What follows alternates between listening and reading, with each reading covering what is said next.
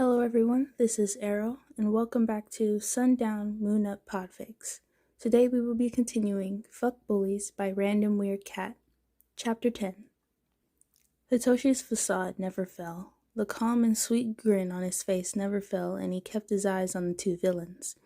Twice ran to get nail polish, and Toga stayed close by Izuku. She had some distance between them, though. Izuku looked less uncomfortable, but still tense. His eyes would dart around every once in a while. Hitoshi kept an eye on the other boy and glances at the door that Twice went through. It was locked every time they entered and left. Twice had the key now. Toga had it when they entered, but she didn't want to leave Izuku and Hitoshi alone, so she gave the key to Twice. The man comes running in, his arms held a rainbow of nail polish. Hitoshi sees the man, locks the door, and skips forward.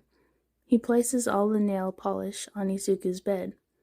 Okay, who's first? Toga smiles, and her hands reach out for the nail polish. Hitoshi practically jumps off the bed. Can you do mine first? Can I do yours or Twice's? I don't want them to smudge, or maybe they'll dry by then, or maybe they'll be dry by then. He gulps and kept a light grin on his face. Toga pauses for a second. She grabs the black and green nail polish bottles and jumps over to him.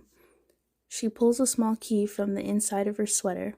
Okay, that sounds like a great plan. I can't wait to see how these look. It's not often I get to do anyone's nails. Twice hums from behind her.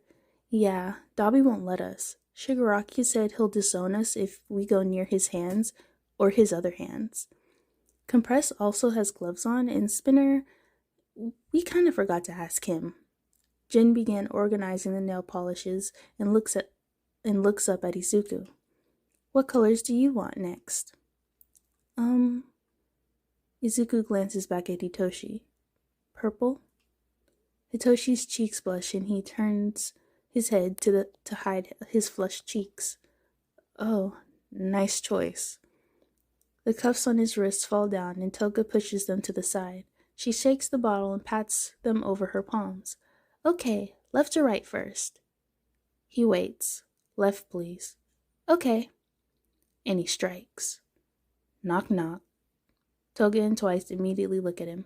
Who's the... Toga's eyes go dull and gray. Twice's freezes from his spot.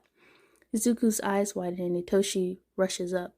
Twice, go stand in the corner. Toga, unlock Izuku's cuffs. Twice gets up and walks to the corner.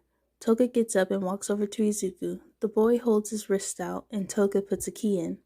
The cuffs release his wrist and fall to the bed. Izuku rubs his wrist and sighs. Good job. I thought you really were going to let him do our nails. It would have looked nice. Hitoshi's cheeks are red again. We can paint each other's nails later if you want.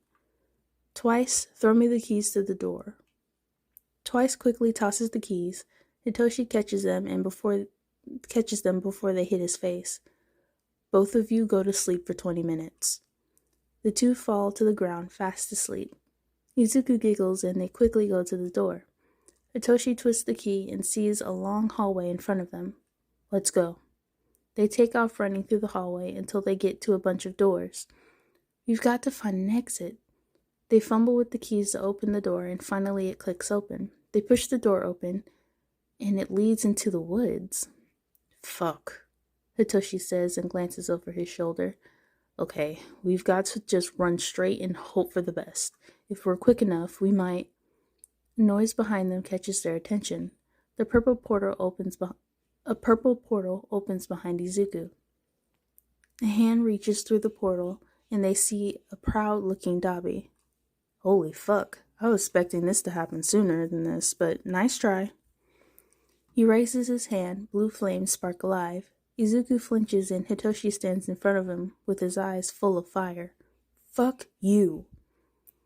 Dobby doesn't take the bait, and he doesn't speak to him. He simply grins and shrugs. Grab them. A gray Nomu appears beside Dobby. It jumps forward and tries to grab the two. Izuku tries to grab Hitoshi, but the other boy pushes him back. He raises his head to see Hitoshi being grabbed. Green lightning flickers around him and his eyes light up. Let go of them! Dabi smirks. Come back inside with me and I will. Izuku glances at the forest behind him and his shoulders slump. The green lightning fades. Dabi chuckles. Good choice. He walks over and pats Izuku on the back.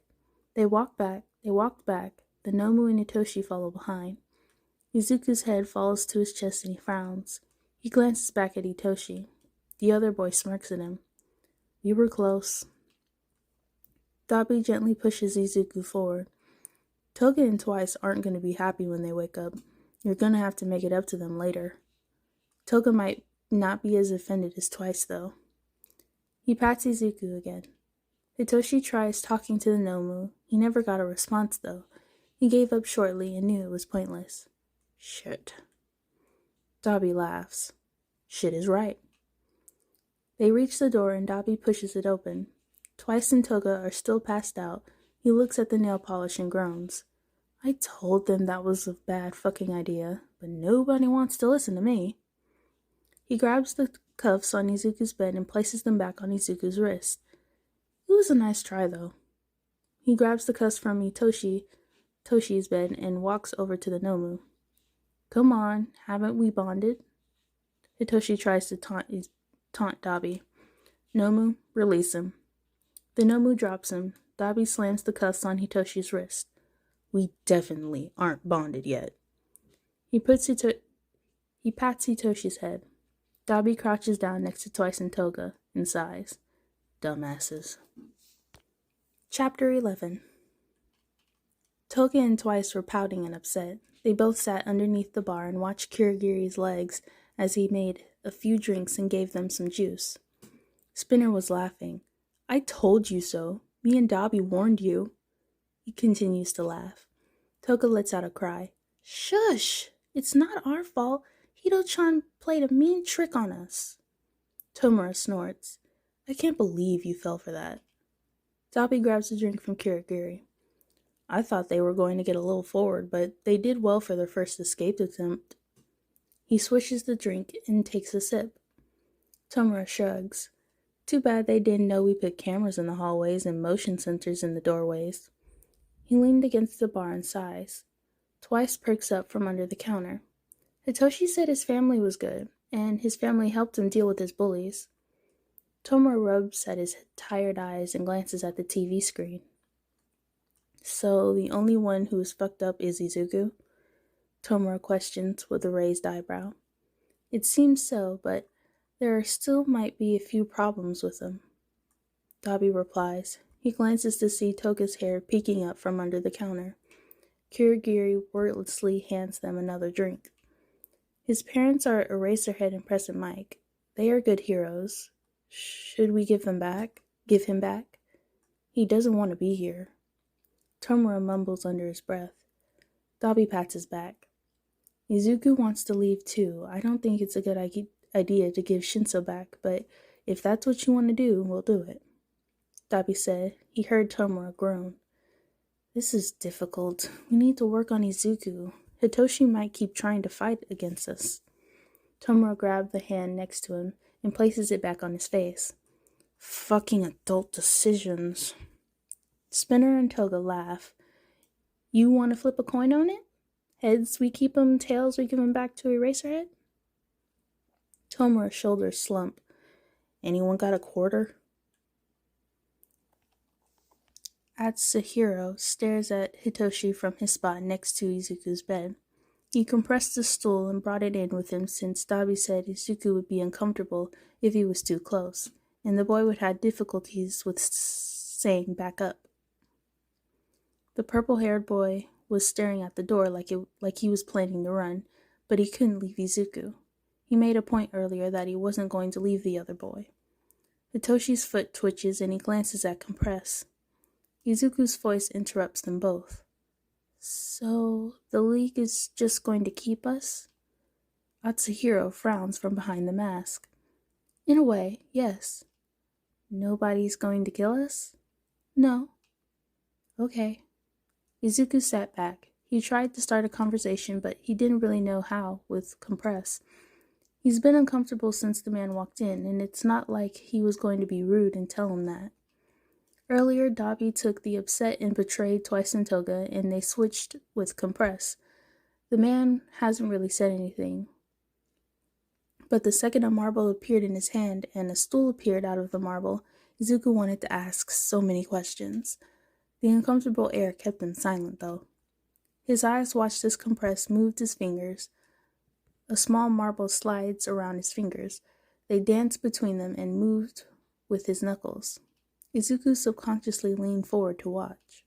Atsuhiro chuckles under his breath. He leans a little so Izuku could see his hand better. He sees the boy's eyes light up and the corners of his mouth perk up. Izuku didn't notice he was so close to Compress until he heard Hitoshi call his name. He jolts back and stares at Compress, his cheeks flushed. I'm sorry. I didn't mean to stare. Atsuhiro's heart melts. It's quite fine. Are you curious about the marble? Izuku leans back and ducks his head. Yeah, wait, no, Compress lifts his hand, and the marble turns into some fake flowers. Izuku felt like clapping. That's so... He stopped himself. Compress sighs. Okay, let's try something. I'm going to try a thing, and you're going to stay perfectly still, please. Izuku tenses and nods. He hears Hitoshi warn him. Izuku, don't... Compress already moved. His hands touch the cuffs on Izuku's wrist, and the cuffs turn into a small marble. Izuku's eyes sparkle. Whoa, is that your quirk? Is that why they call you Compress?